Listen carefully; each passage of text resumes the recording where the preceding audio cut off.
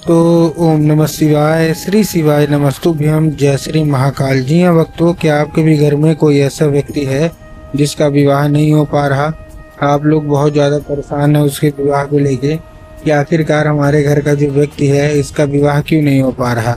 आपने बहुत ज़्यादा मेहनत किया, बहुत ज़्यादा प्रयास किया कि इसका जो विवाह है वो हो जाए, लेकिन अभी भी इस व्यक्ति का जो विवाह है वो होने का नाम ही नहीं ले रहा।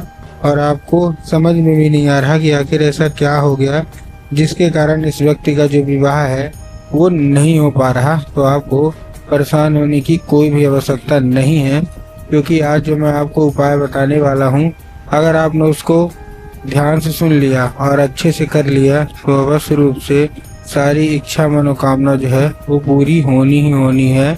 और जो विवाह दिक्कत आ रही है ना, वो विवाह भी पूरा होगा ही होगा। क्या करना है, कैसे करना है, पूरा का पूरा आपको मैं बताने वाला हूँ और अच्छे तरीके से आपको समझाने वाला हूँ। तो बस उपाय ध्यान से सुन के अच्छे से करिएगा जरूर। देखिए, आपको भी पता है कि पूज्य गुरुदेव की जो कथा होती है उसमें लाखों की भीड़ आती है। कैसे भीड़ आती है? लाखों की भीड़ आती है। और जब गुरुदेव की कथा में लाखों की भीड़ आती है तो वहाँ ज़्यादातर जो भक्त होते हैं वो क्या करते हैं, पत्र के द्वारा अपनी इच्छा और अपनी मनोकामना जो है वो गुरुदेव तक पहुंचाते हैं। तो अभी गुरुदेव की कथा चल रही थी, आज से 4 से 5 महीना पहले की बात है। गुरुदेव की कथा चल रही थी और गुरुदेव की कथा में लाखों की भीड़ आई। अब जब गुरुदेव की कथा में लाखों की भीड़ आई तो वहाँ ज़्यादातर जो भक्त थे उन्होंने क्या किया, पत्र के द्वारा अपनी इच्छा और अपनी मनोकामना जो थी ना वो गुरुदेव तक पहुँचाई।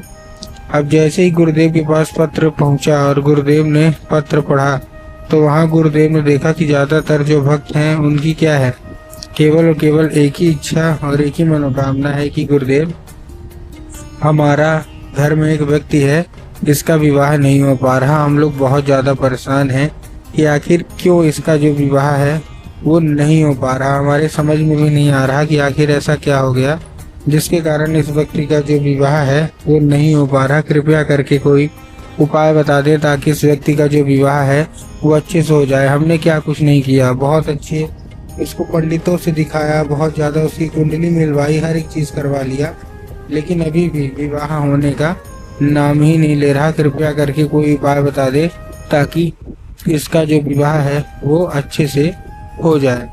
अब जैसे ही गुरुदेव ने ये देखा तो तभी गुरुदेव ने 2 से 3 उपाय बताए और कहा, केवल और केवल ये उपाय कर लेना, तुम्हारे घर का जो कोई भी व्यक्ति है जिसका भी विवाह नहीं हो पा रहा, अवश्य रूप से उसका जो विवाह है वो होगा ही होगा।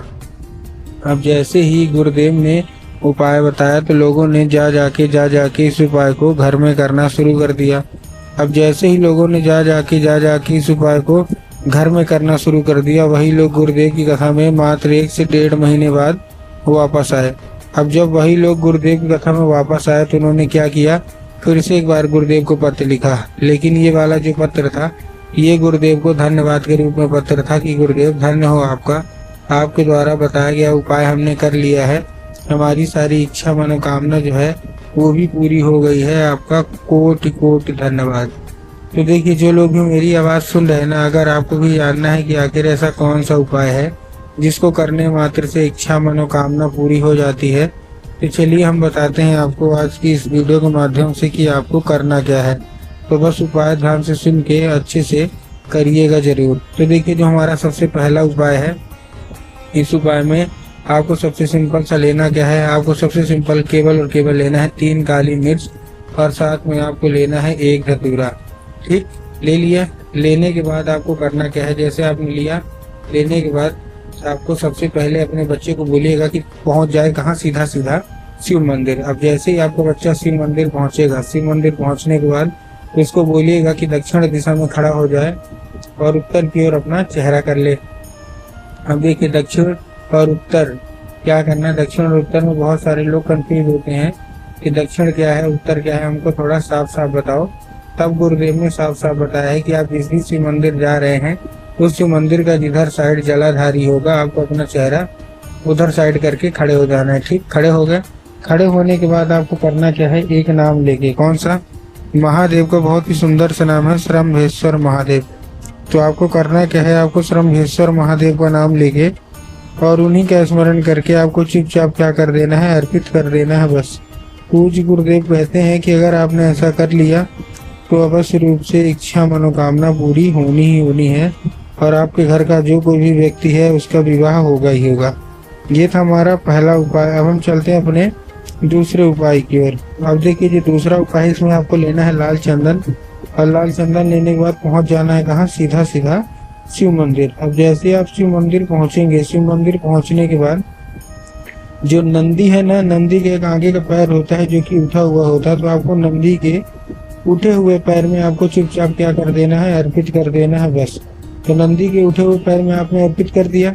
अब जैसे आप अर्पित करेंगे तो उसको औषधि के रूप में मांगिएगा कि कृपया करके हमको इसको औषधि के रूप में प्रदान करिए। अब क्या होगा, अब ये औषधि का रूप ले लेगा। ठीक, अब औषधि का रूप ले लिया और 5 मिनट तक आपको खड़े रहना है, फिर अपनी उंगली उसी जगह में टच करना है और वो उंगली लेके आ जाना है घर। घर आने के बाद जहाँ आप लोग सोते हो और जिधर साइड सर करके सोते हो ना, तो उधर साइड की जो दीवार होगी उसी दीवार में आपको क्या कर देना है, ये अपना जो हाथ है वो लगा देना है। पूज्य गुरुदेव कहते हैं कि अगर आपने ऐसा कर लिया तो अवश्य रूप से इच्छा मनोकामना जो है सारी की सारी पूरी होंगी ही होंगी और आपके घर का जो कोई भी व्यक्ति है उसका विवाह भी होना ही होना है।